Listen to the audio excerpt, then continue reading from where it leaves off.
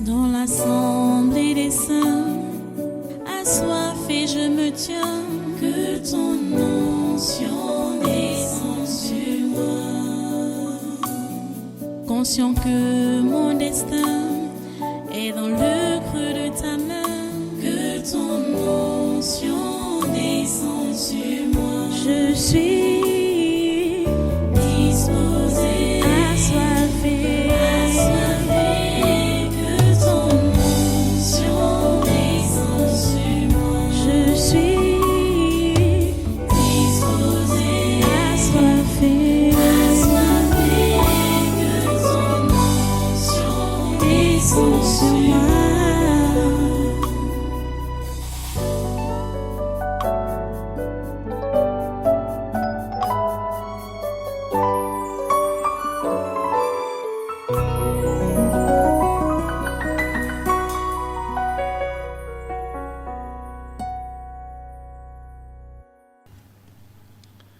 J'étais dans le travail et dans la peine, exposé à de nombreuses veilles. À la fin, exposé à la faim et à la soif. L'apôtre Paul, avoir faim et avoir soif. Cher ami, es-tu chrétien? Es-tu esclave de Jésus-Christ? Tu peux être exposé à la faim. Tu peux être exposé à la soif. Tu peux être exposé au manque. Tu dois t'attendre à cela. C'est le vécu quotidien. Cela ne doit pas te faire murmurer. Cela ne doit pas te faire douter de Dieu. Parce que tu as passé un temps sans manger. Tu comprends ça? En tant qu'esclave de Jésus-Christ, ça ne doit pas te faire retourner en arrière. Paul dit, j'ai été dans le travail et dans la peine, j'ai été exposé à de nombreuses veilles. J'ai été exposé à la faim et à la soif, à des jeûnes multipliés, au froid et à la nudité. Au froid et à la nudité. Vous comprenez? Puisqu'il y a l'hiver chez eux. Donc, pendant le temps d'hiver, Paul n'avait pas les habits convenables pour se réchauffer. Paul a connu le dépourvu. Quand il parle de nudité, ça veut dire qu'il portait des haillons. Mais il prêchait, ça n'empêchait pas qu'il prêche le Dieu des miracles. Ça n'empêchait pas, et ça n'empêchait pas Dieu de travailler avec lui. De l'utiliser pour faire les miracles, pour guérir les malades, ressusciter les morts, purifier les lépreux, et sauver les gens, changer les bandits, les brigands. Ça n'empêchait pas Paul de continuer à faire ce travail. Malgré que lui-même, il pouvait connaître la nudité, le manque, le besoin. Ça ne l'a pas empêché, ça ne l'a pas arrêté. Ça ne l'a pas arrêté. Pourquoi toi, quand tu es un peu dans le besoin, un petit besoin même, personne n'a connu encore, parmi vous là, personne n'a connu ce que Paul a connu ici, ce qu'il raconte ici là. Personne d'entre vous n'a connu ça. Et déjà même, personne d'entre vous n'a connu le degré de la connaissance que Paul avait de Dieu et de Jésus. Hein? Paul, ami intime de Jésus, serviteur de Jésus, pas dans les blagues, hein, pas dans les amusements, en vrai, mais connaît également toutes ces peines qu'il est en train de raconter ici. Mais dans tout ça, il ne blasphème pas, il ne murmure pas, il n'est pas découragé, il ne se pose pas de bêtes questions. Vous comprenez? Dans tout ça, il reste intact. Dans son moral, intact. Engagé à continuer le travail. Parce que l'ennemi touchait son physique, mais était incapable de toucher son âme. Vous voyez que quand bien même l'ennemi le maintient au fond de la mer pendant 24 heures, Paul ne meurt pas. Parce que sa mission n'était pas encore achevé. Dieu dit, tu ne meurs pas. Tu ne meurs pas, tu ne péris pas. Il est en danger parmi les brigands. On l'agresse. On n'arrive pas à le tuer. Parce que sa mission n'était pas encore terminée. Comprenez? On le lapide. Il tombe évanoui. Ses ennemis, ses adversaires croient que le souffle est parti, qu'il est déjà mort. Mais après, il se relève. Vous voyez? Vous n'avez pas encore connu ce genre d'expérience. Mais vous avez déjà commencé à murmurer, à grommeler, à critiquer Dieu, à l'injurier même. Pourtant, c'est ce que vous devez vivre. Ça doit être votre quotidien en tant qu'esclave de Dieu. Reste focalisé. Reste focalisé. Tiens, à partir d'aujourd'hui, comprends que le vécu quotidien d'un vrai esclave de Jésus-Christ, c'est la souffrance. Il n'y a pas un lieu où tu vas dire, ok, au moins ici, je dois avoir la calmie. Au moins ici, je dois avoir du repos. Non. Il n'y a pas un lieu. Il n'y a pas un moment. C'est jusqu'à ce que la trompette sonne. Vous comprenez ça? C'est jusqu'à ce que la trompette sonne. Je vous dis, comme je suis en train de vous enseigner là, de vous prêcher là, je ne peux pas vous raconter mon vécu quotidien. C'est similaire à ce que Paul est en train de vivre. Ou du moins, ce que Paul a vécu. Parce qu'il arrive même que... Puis, je suis déjà... Je vais dire quoi? Je suis déjà comme immunisé contre ces attaques-là. Parce que je sais que ça va arriver. Je sais que ça sera toujours là.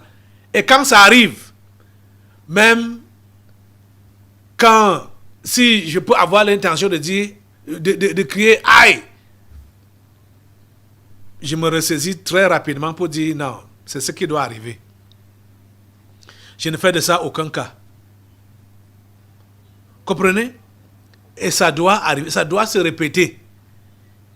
Et le Seigneur fait tout ça là pour nous tester, voir notre degré de soumission et d'obéissance. Comprenez? Paul a été exposé à la faim et à la soif, au froid et à la nudité. Nudité.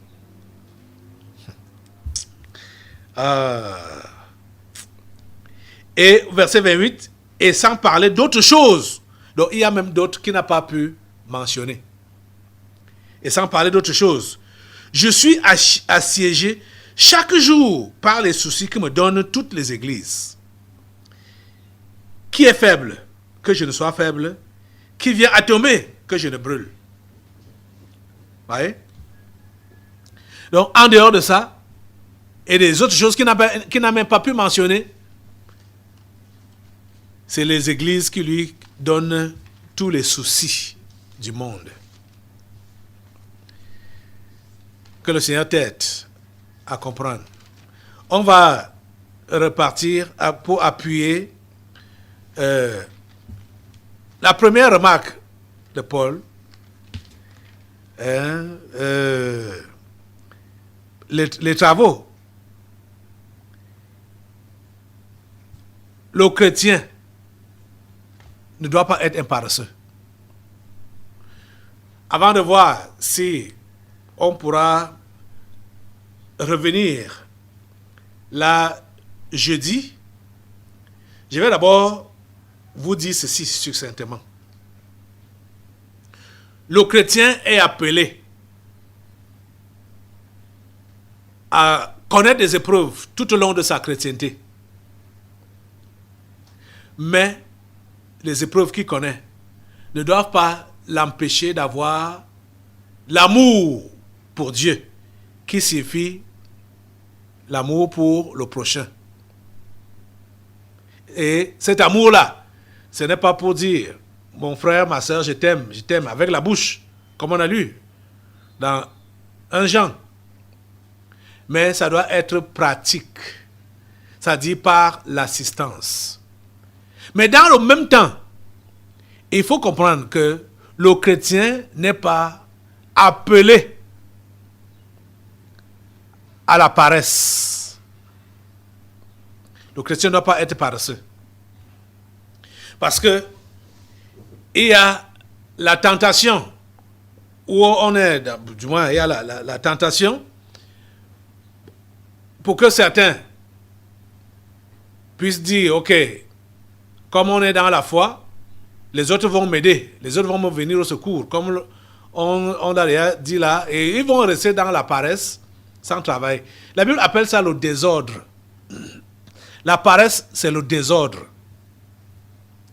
Et les paresseux ne sont pas encouragés à être soutenus. Les paresseux ne sont pas encouragés à être soutenus. Vous allez voir, même au niveau de la loi camerounaise, la mendicité est condamnée. Donc, le chrétien ne doit pas être paresseux, le chrétien ne doit pas être mendiant. Même si tu es indigent, et en tant que chrétien ou en tant qu'enfant de Dieu, ne sois pas paresseux et ne sois pas mendiant.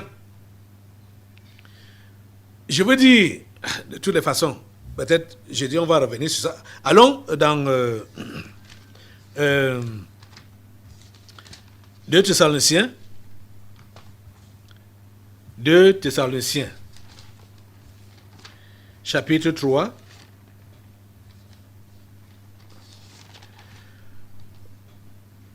Chapitre 3, verset 6. À partir du verset 6, voici ce qui est dit. Nous vous recommandons, frères, c'est l'apôtre Paul toujours, nous vous recommandons, frères, au nom de notre Seigneur Jésus-Christ, de vous éloigner de tout frère qui vit dans le désordre, et non selon les instructions que vous avez reçues de nous. Vous allez comprendre ce qu'on appelle des ordres plus bas. Vous savez vous-même comment il faut nous imiter, car nous n'avons pas vécu parmi vous dans le désordre. Nous n'avons mangé gratuitement le pain de personne.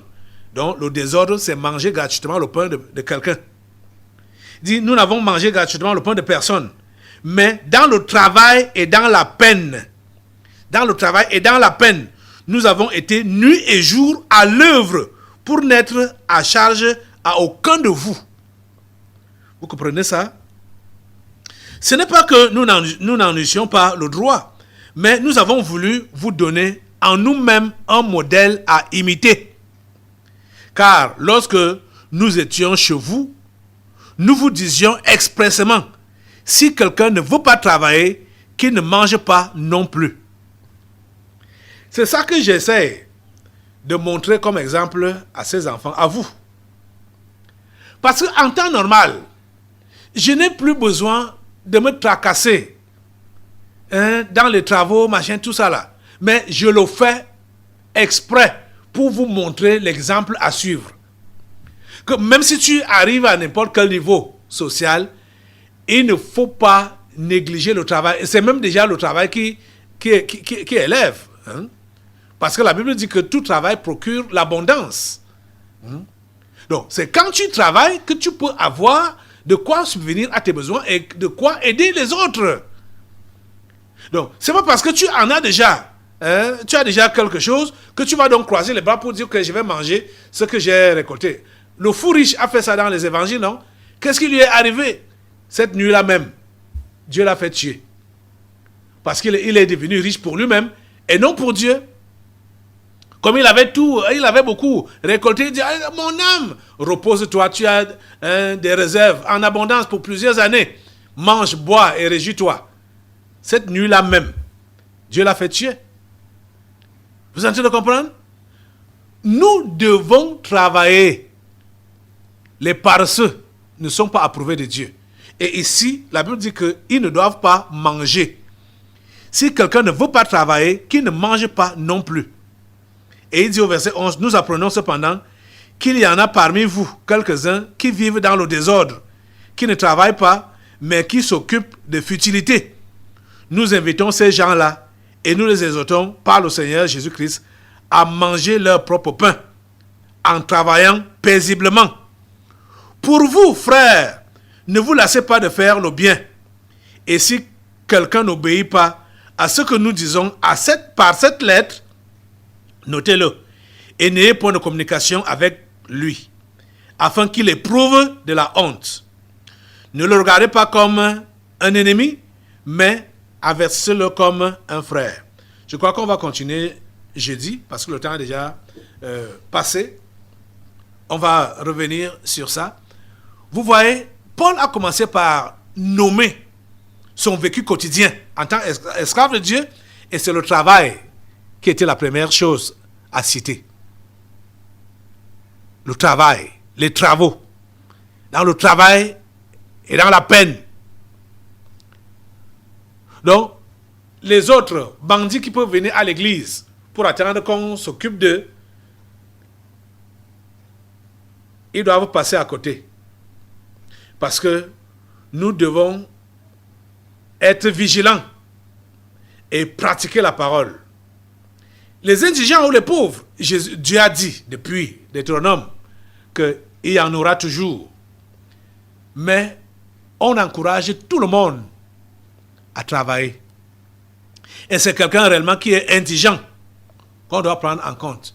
Donc vous allez voir, je vais revenir jeudi pour bien situer les uns et les autres par rapport à l'assistance, par rapport même à l'indigence, à la pauvreté, par rapport à la générosité. On va revenir sur ça ce jeudi. Pour le moment, on va prier Dieu. Tu vas te lever. Le temps a déjà vraiment beaucoup passé. Et demander à Dieu cette grâce.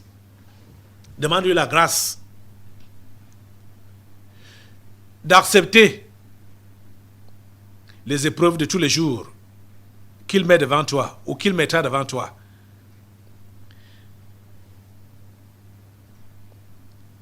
Ne pense jamais que tu vas être libre de toutes les épreuves qu'un esclave doit connaître sur cette terre pendant que tu es encore sur cette terre. Demande seulement la force divine de pouvoir supporter ces épreuves. Demande la force divine. Et aujourd'hui, prends l'engagement de ne pas te décourager, de ne pas murmurer, de ne pas blasphémer. Et surtout de ne pas te fatiguer de faire du bien parce que tu as rencontré des faussaires devant toi qui disaient qu'ils étaient chrétiens alors que c'était des faux frères. Parce qu'il y a des gens que vous allez voir à l'église, vous allez même peut-être les trouver là à l'église, vous allez les trouver dans certaines activités, mais ils n'ont jamais cru. Ils se sont jamais convertis. Je vous dis la pure vérité. Donc, quand vous allez découvrir leur vraie nature, ça ne doit pas vous décourager. Vous dire, même tel, toutes ces années, ça ne doit pas vous décourager. Le Seigneur a dit que les péchés de plusieurs peuvent se cacher pendant longtemps. Mais un jour, ça va se dévoiler. Hein? Ça va se dévoiler. Vous comprenez? C'est ça que la Bible a dit. Dans 1 Timothée chapitre 5, verset 24, les péchés de certains hommes sont manifestes, même avant qu'on les juge. Tandis que chez d'autres, ils ne se découvrent que dans la suite. Voilà ça. Donc, pour certains, c'est manifeste. D'emblée, on voit que, non, là, il y a un problème. Mais d'autres, ça se cache. Ça se cache. Mais ça ne va pas se cacher pendant tout le temps. Dans la suite, ça sera dévoilé.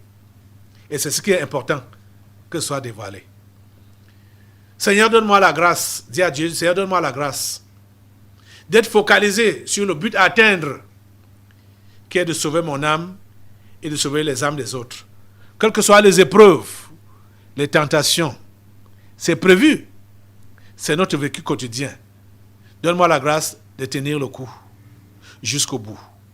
Au nom de Jésus, j'ai prié. Amen. Amen. Voilà, assois-toi. Nous allons maintenant passer aux délivrances prophétiques.